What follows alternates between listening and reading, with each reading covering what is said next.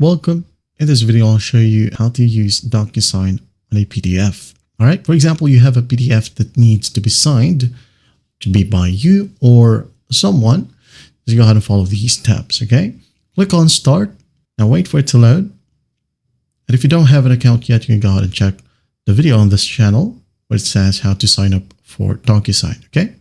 Now in here, just click on Upload, then upload it directly from your desktop, or if you have it from OneDrive, Google Drive, Dropbox, or Box, you can go ahead and connect from these apps right here. Okay. If it's from your computer, you can go ahead and click on Desktop and upload your PDF. Okay. For example, this one, just going to click on it, then hit on Open.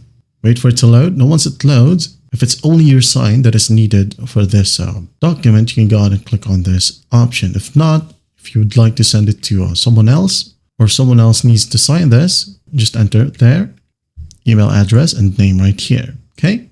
Once done, make sure that this drop down is set to needs to sign. Once that's done, change the email subject. For example, boss, please sign this agreement, like so.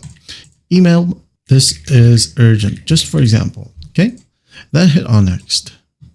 Wait for it to load. Now for the person to be able to add their signature, you can go ahead and add that signature from here in the left panel and just drag and drop. Okay. I have one here. I'm just going to leave it as is.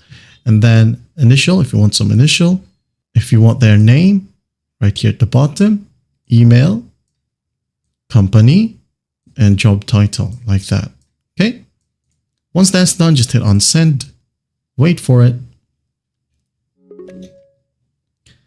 And the person should receive this exact email right here. As you can see, boss, please assign this agreement.